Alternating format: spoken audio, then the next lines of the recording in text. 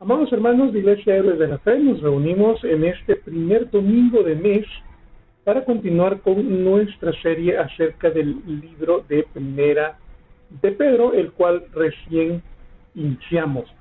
Es 6 de marzo de 2022 y por la gracia del Señor continuamos estudiando su palabra. El Señor nos da una nueva oportunidad de cumplir su voluntad cada mañana, por lo que la única forma de conocerla y practicarla es estudiándola de manera muy cumplida, de manera muy responsable, pero sobre todo estudiándola conscientes de que es precisamente la voluntad de Dios la que se nos está revelando. No es un libro cualquiera, es nada más y nada menos que la voluntad de nuestro Creador puesta ante nuestros ojos. Es por eso, mi hermano, que le invito a que pidamos en oración que Dios nos dé sabiduría para comprender el mensaje que trae en esta tarde para nosotros. Vamos entonces a ponernos un poco en contexto. La semana pasada hemos hablado acerca de los pormenores de la carta de Primera de Pedro. Hablábamos acerca de su autor y todas las características que volvían a este personaje tan particular. Decíamos que era el discípulo más mencionado en todo el Nuevo Testamento y que sufrió un cambio, una evolución de carácter desde que el Señor Jesucristo le dice que deje las redes de pesca hasta este momento en el cual se ha convertido en un predicador prolijo, en un predicador que va a difundir la palabra del Señor con una doctrina muy profunda y muy condensada, como ya lo hemos estudiado. Además, empezamos a revisar los preceptos teológicos expuestos por Pedro, dejándonos grandes lecciones. Decíamos que esta epístola es normalmente conocida como el Evangelio condensado, porque versículo a versículo tiene una especie de borbandeo teológico muy fuerte, una doctrina condensada en pocas palabras, pero que deja permanentemente enseñanzas que trascienden de simples palabras y se convierten en una doctrina que debemos tener presentes en todo momento para poder vivir una vida cristiana plena y cumplir la voluntad de nuestro Dios. Es por eso que este día he decidido retomar algunos versículos de los que ya habíamos leído la semana pasada, porque creo que hay muchísimo más que explorar ahí. Creo que el leer la Biblia de manera detenida, de manera reposada y sobre todo encuadrándola en un contexto en el cual se pueda comprender los pormenores de por qué el autor escribió como escribió, nos lleva realmente a que su voluntad se exprese en nuestras vidas de manera adecuada. Por tanto, entonces, vamos a retomar un poco de lo que la semana pasada veíamos y vamos a regresar al libro de Primera de Pedro, capítulo 1, versículo 6. Pedro ha venido hablando acerca de la gloria de Dios, ha venido hablando acerca de la unción del Espíritu sobre los cristianos y ha venido hablando acerca de cómo los cristianos vamos a disfrutar de la vida eterna producto de la maravillosa misericordia de nuestro Señor. Sin embargo, Pedro no va a ocultar, no va a omitir que dentro de este caminar en la vida cristiana hacia el cumplimiento de la voluntad de nuestro Señor, no todo es color de rosa, no es un camino de flores y maravillas donde no hay problemas. Pedro va a ser honesto con nosotros, va a ser honesto con el cristiano. Y aquí hay una primera lección que todos los cristianos debemos aprender del escritor bíblico.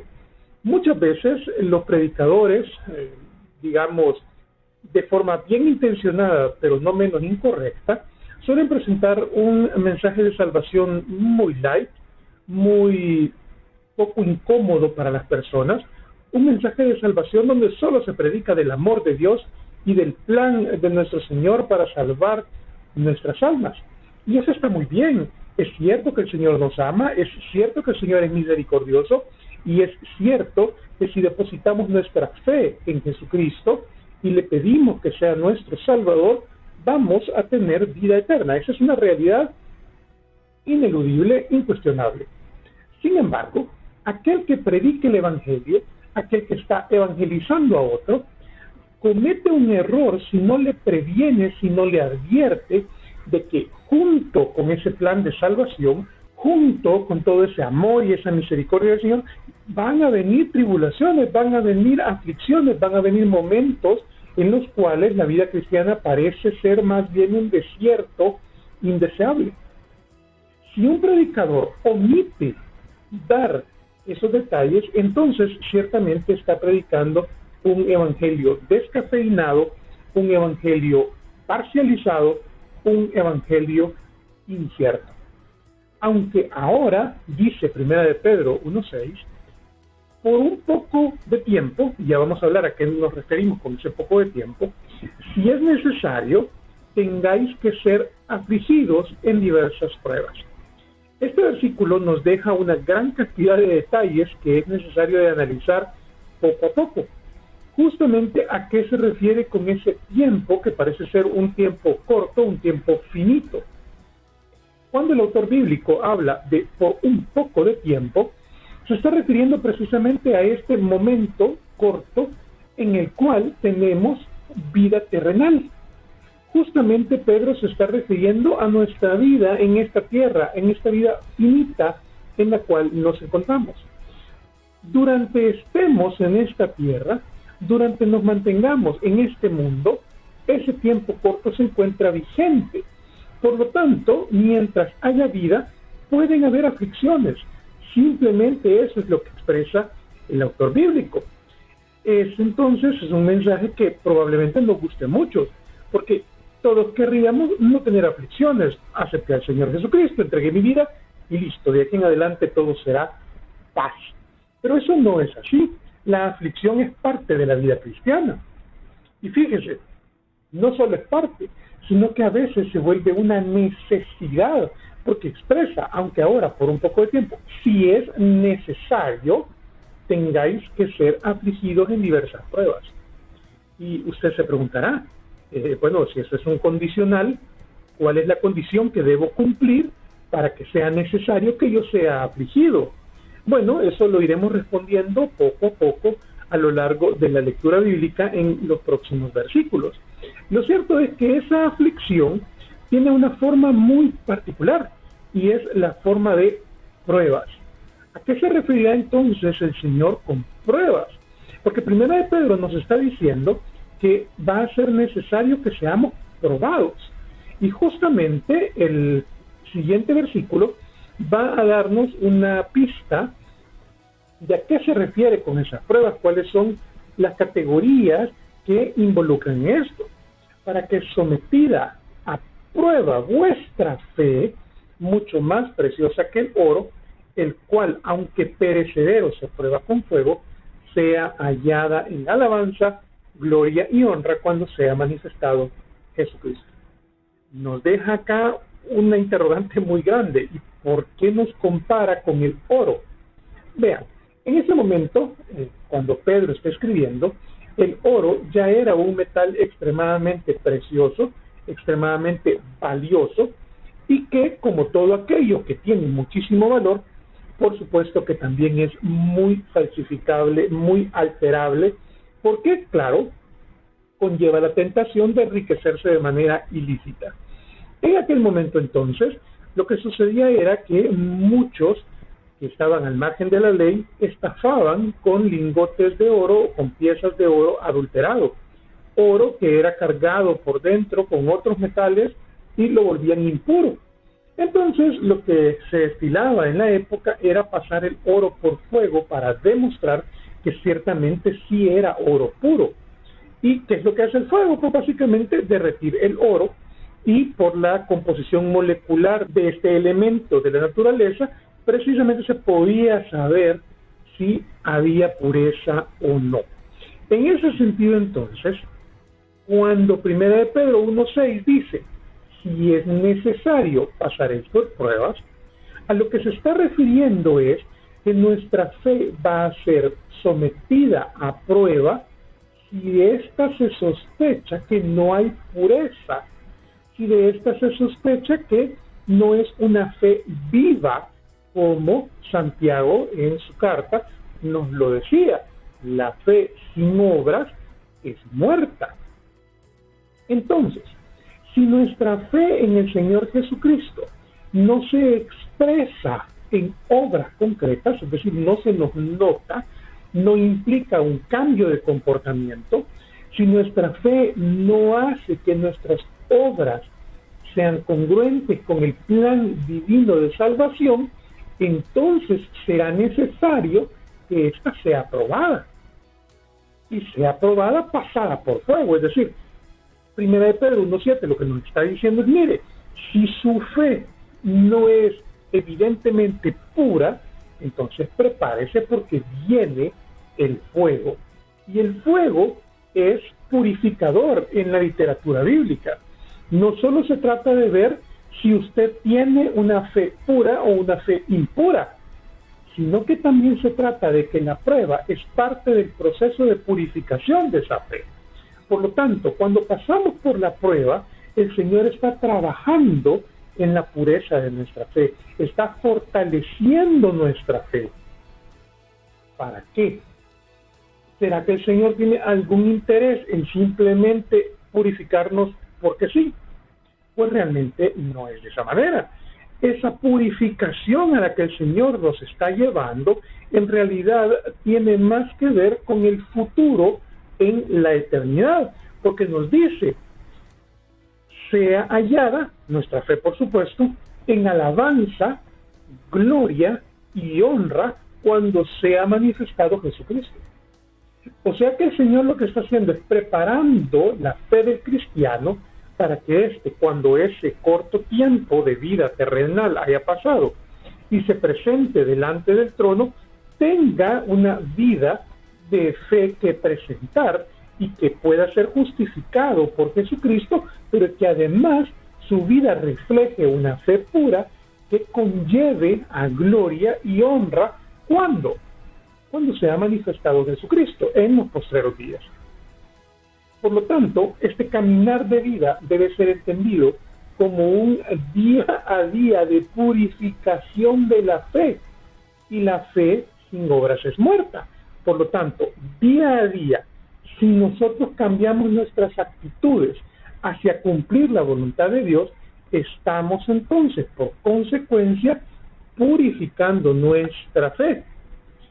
Y para entender un poco más de cómo funciona esto, me gustaría que vayamos al libro de Mateo, en una de las parábolas de Jesús, muy particularmente en el capítulo 13, versículo 20 y 21. Y el que fue sembrado en pedregales, este es el que oye la palabra, solamente oye, y al momento la recibe con gozo, se emociona, hay una explosión en ese momento, oye la palabra, le parece muy bonita, le parece un lindo mensaje de salvación, y por emoción, por gozo momentáneo, reacciona. Pero, esa fe, como está sobre pedregales, está sobre una capa muy fina, muy endeble, muy escueta de tierra, entonces no tiene raíz, sino que es de corta duración, pues al venir la aflicción o la persecución por causa de la palabra, luego tropieza. ¿Cuál es este caso que Mateo nos está exponiendo? Lo que ocurre es que muchos cristianos reciben una predicación light, una predicación que no lleva a mayores pormenores, sino que todo es emoción, todo es bonito. Y claro, el emocionalismo del ser humano le lleva a tener todas las ganas, a empezar con fuerza, a empezar duro. Pero si todo es emoción, si todo es ganas, si todo es vida de iglesia, pero dentro de esa vida de iglesia no hay un nutrimiento correcto por medio de la palabra, es decir, no hay raíz, no hay sustento, porque no estoy estudiando la Biblia, entonces mi fe va a ser muy débil, mi fe va a ser emocional, mi fe va a ser efímera. Y en el primer golpe, cuando empieza a venir la aflicción para probar esa fe, porque el Señor nos está probando para purificarla, entonces la fe desaparece. La emoción del momento, la emoción de aquel primer contacto con el Evangelio, simplemente se esfuma. Y luego tropieza. Cuando Mateo nos dice que tenemos una fe sobre pedregales, es precisamente una fe sin fundamento, una fe que no estudia la palabra, una fe que simplemente se basa en emociones, en que yo me siento bien estando en la iglesia, yo me siento bien yendo al culto, yo me siento bien cantándole al Señor, yo me siento bien con la predicación. Pero la vida cristiana, mi hermano, no es de sentir. La vida cristiana es de meterse de fondo a estudiar la palabra del Señor y a comprender que no todo el plan de salvación tiene que ver solo con la misericordia de Dios. También vendrán las aflicciones y esas deben ser tomadas en cuenta. Vamos además al libro de Hechos, capítulo 14, versículo 22. Aquí se le está dando un discurso a la iglesia cristiana. En este momento ya hay una iglesia cristiana. Jesús ya no está, Jesús ya ha ascendido al cielo, y los cristianos están reproduciéndose por medio de la predicación de la palabra. Y este es un mensaje que se le da a cristianos, confirmando los ánimos de los discípulos, exhortándoles a que permaneciesen en la fe, nuevamente una fe fuerte, una fe robusta, y diciéndoles, es necesario que a través de muchas tribulaciones entremos en el reino de Dios. Fíjese que aquí el discurso cambia un poco. Ya no fue por algún poco tiempo y algunas aflicciones si fuera necesario, no, aquí habla ya de muchas tribulaciones. En realidad, el autor de Hechos está dejando en evidencia que la vida cristiana no es un jardín de rosas, ni mucho menos. Habrán aflicciones, habrán tribulaciones. ¿Por qué motivo? Porque la puerta no es ancha, la puerta es angosta. Es que cuando hablamos de quien quiere servir a Cristo, quien quiere seguir a Cristo, quien quiere estar en la presencia del Señor en aquel día, en su reino, va a pasar por pruebas necesariamente. Y es que es muy sencillo. Nadie tiene una fe verdaderamente pura. Ninguno de nosotros tiene una fe perfecta. Entonces, por consecuencia lógica, permanentemente el Señor tiene que irnos purificando en esa fe, pasándonos por fuego. Si queremos estar ante la presencia del Señor, tenemos que tener la santidad que el Señor amerita para estar ahí. Entonces el Señor nos está construyendo esa santidad en la fe a través de las tribulaciones. Claro, cuando predicamos el Evangelio y no decimos esto, estamos haciendo publicidad engañosa, mi hermano, porque no le estamos diciendo al otro, que es inconverso, que pues vendrán las pruebas y que seguir a Cristo no es una cosa sencilla, es una responsabilidad muy grande. Por lo tanto, yo siempre le invito, hermano, no sea un predicador de publicidad engañosa, dígalo completo, porque luego pues el otro se sentirá un poco estafado cuando se dé cuenta que seguir a Cristo no es un jardín de rosas. Hay aflicciones, hay tribulaciones, y es necesario que esas tribulaciones vengan para que se alcance esa purificación de la fe en la cual debemos permanecer según lo que nos enseña Hechos 14:22. Y voy a ir también al libro de Romanos para que tengamos un parámetro más de cómo se maneja esta purificación de la fe. Romanos 5, 3-4 va a añadir, y no solo esto, sino que también nos gloriamos en las tribulaciones, sabiendo que la tribulación produce paciencia, y la paciencia prueba, y la prueba esperanza. A ver, una cosa, mi hermano, es que usted sepa que van a haber tribulaciones, listo, lo sabe. Otra cosa es que usted tenga que permanecer firme en la tribulación. Muy bien, usted lo sabe. Pero ya luego Romanos nos va a retar a algo que ya parece una cosa un poco hasta masoquista. O sea que vienen las pruebas, vienen las tribulaciones y yo me tengo que sentir feliz. Tengo que glorificar a Dios porque me va a venir una tribulación. Perdón, hermano, pero eso parece que está un poco descabellado, está un poco tirado realmente hacia un lado que no comprendemos bien.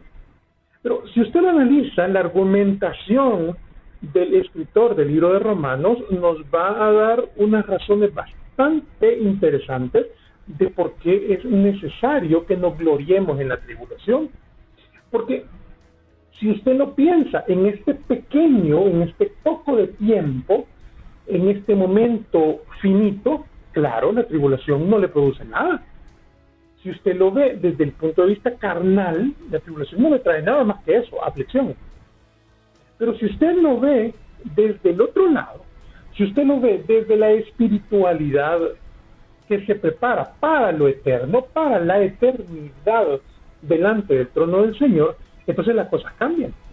Porque esta tribulación que viene en la tierra, que viene en nuestro paso por la vida terrenal, tiene un propósito, y es que esta tribulación produce paciencia. Es decir, esa paciencia que usted tiene para esperar la venida de Cristo, para esperar el momento en el cual va a estar delante de su Señor. Esa paciencia que es una de las grandes virtudes que Dios le da en la unción que usted recibe en el momento que es lleno del Espíritu Santo. Esa paciencia que produce prueba. ¿Qué dijimos que producía la prueba? Producía pureza de la fe. Pero esa pureza de la fe se traduce puntualmente en una palabra: esperanza. Quiere decir entonces que un cristiano que no fuere probado en su fe durante su vida terrenal es un cristiano que vive sin esperanza. Y ciertamente esa no es la voluntad de Dios. Yo no sé si usted quiera vivir sin esperanza, pero la verdad es que yo no. Es desesperanzador no tener pruebas. Ahora sí que cobra sentido lo que Romanos nos dice, es que hay que gloriarse en las tribulaciones, hay que agradecerle a Dios por las tribulaciones. Y esto parece una locura, que esto parece algo que no tiene sentido. Bueno, mi hermano, es que usted, si lo ve desde el punto de vista terrenal, no le va a dar sentido nunca. Es que esto se tiene que ver con los lentes, con la vista de la eternidad, porque es precisamente para eso que nos está preparando el Señor. Continuamos entonces con Primera de Pedro, ahora 1:8. Ven cómo era necesario volver a estudiar estos versículos, porque nos dejan ahí unos detalles demasiado importantes. A quien amáis sin haberle visto. Está hablando, por supuesto, del Señor Jesucristo. En quien creyendo, aunque ahora no lo veáis, os alegráis con gozo inefable y glorioso. ¿Cómo define la Biblia el concepto de fe?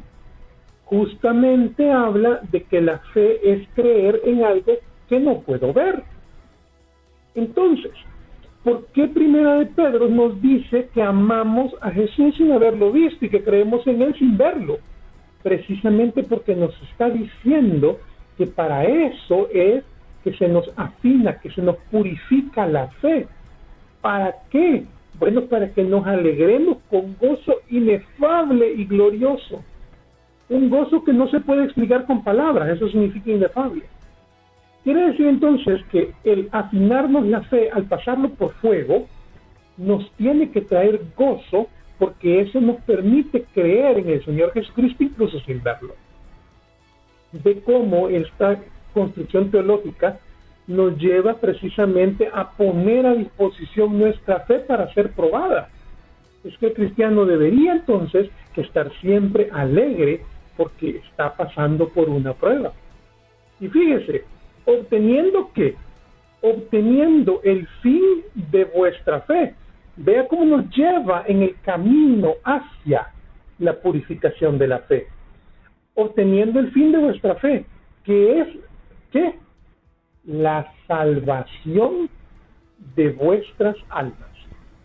Quiere decir entonces que la salvación, que es precisamente el colofón, el final, la cúspide de esta lógica de tener fe, solamente estará completa cuando hayamos pasado por las diferentes aflicciones, cuando hayamos sido probados efectivamente y que nuestra fe se vea purificada por ese fuego que el Señor está proveyendo para nosotros. ¿Por qué? Porque nos lleva a la salvación de nuestras almas. Los profetas, continúa, que profetizaron de la gracia destinada a vosotros, es decir, hay quienes van a predicar acerca de la gracia del Señor, y eso está bien, eso es lo que los profetas hicieron. Inquirieron y diligentemente indagaron acerca de esta salvación. ¿Por qué Primera de Pedro nos va a hacer énfasis en que es necesario indagar sobre la salvación? Diligentemente, inquirir, investigar, escudriñar. Porque es que no podemos predicar un evangelio a medias, no podemos dar una predicación descafeinada, porque esa predicación light, esa predicación cortada, esa predicación para no incomodar, simplemente no es lo que hicieron los profetas. No es lo que el Señor nos manda a hacer. Tenemos que decirlo completo. ¿Y sabe por qué? Porque en 1 Pedro 1:11 va a continuar escudriñando qué persona y qué tiempo indicaba el Espíritu de Cristo que estaba en ellos, el cual anunciaba, fíjese, de antemano los sufrimientos de Cristo y las glorias que vendrían tras ellos. Pedro nos está haciendo un llamado muy enfático a que cuando usted predique el Evangelio, no se limite a Dios le ama, quiere salvar su alma si usted le entrega su corazón. Esa es una predicación, perdóneme, mentirosa. Mentirosa no en sí porque el mensaje sea falso, porque las palabras que dije son ciertas. Dios me ama, Dios quiere la salvación si yo le entrego mi corazón. Eso es cierto. Pero mentirosa porque no estoy diciendo la otra parte, porque no estoy cumpliendo con 1 Pedro 1:11, el cual anunciaba de antemano los sufrimientos de Cristo y las glorias que vendrían tras ellos. O sea que no me sirve simplemente hablar de lo bonito, también tengo que hablar de los sufrimientos. Y alguien dirá, sí, pero el texto dice los sufrimientos de Cristo, no del cristiano. Bueno, pero estamos pareciéndonos a Cristo. Y esos sufrimientos, pues, fueron padecidos para nuestra salvación. Y nuestra salvación es el fin de ¿qué? De nuestra fe. Y nuestra fe, para que sea viva, tiene que tener obras. Y si no las tiene en su perfección, que de hecho no las tiene, pasará por pruebas. Y si yo no digo esto, estoy mintiendo ciertamente, porque estoy dando un evangelio a medias. Continúa. A estos se les reveló que no para sí mismos, sino para nosotros. Fíjese, para la congregación. ¿Por qué el predicador moderno no dice completo el asunto? ¿Por qué el predicador moderno prefiere ocultar esa realidad del sufrimiento? ¿Por qué está esta corriente de pare de sufrir? ¿Por qué está la teología de la prosperidad, donde usted pacta con Dios y tendrá dinero? ¿Por qué? Porque estos predicadores están lucrando. Porque estos predicadores están trayendo para sí beneficio para la persona. Pero fíjense 1 Pedro 1:12, les reveló que no era para ellos, era para nosotros, la congregación. Y cuando pienso en nosotros como congregación, tengo que decir la verdad, tengo que hablar sobre la aflicción, tengo que hablar sobre la tribulación, tengo que hablar que nuestra fe va a ser probada y que eso nos debe hacer sentir gozosos. Y fíjense, administraban las cosas que ahora os son anunciadas por los que os han predicado el Evangelio por el Espíritu Santo enviado del cielo, cosas en las cuales anhelan mirar los ángeles. Fíjese, la predicación no es humana. La predicación es porque el Espíritu Santo me guía a predicar. Por lo tanto, si usted no predica el Evangelio completo, si usted se queda a medias, y si es el Espíritu Santo quien le mueve la predicación, usted simple y sencillamente está contristando al Espíritu Santo, está restándole ese ánimo, esa guía para presentar el mensaje de salvación. Y mucho ojo, mi hermana, este no es un mensaje simplemente para ir y predicar diferente. Aquí van 3 mensajes muy claros. En primer lugar, mi hermano va a ser probado y tiene que estar feliz por estar probado. Tiene que dar gloria por estar siendo probado. Segundo, tiene que presentar un evangelio completo. Un evangelio que hable del sufrimiento, un evangelio que hable de la prueba, un evangelio que hable del fuego purificador. Y tercero, que es quizás lo más importante de todo, es que usted debe dar pasos hacia esa purificación por medio de la prueba en la fe. Porque si la prueba no causa una verdadera purificación en nosotros, mi hermano, es muy probable que estemos perdiendo la sensibilidad delante de Dios, porque el pecado nos ha sobrecogido. Si ese es el caso, necesitamos ¿qué? Estudiar más la palabra, comprenderla más y vivirla más. Que Dios nos bendiga, que Dios nos guíe, que Dios nos pruebe y que estemos gozosos en la prueba.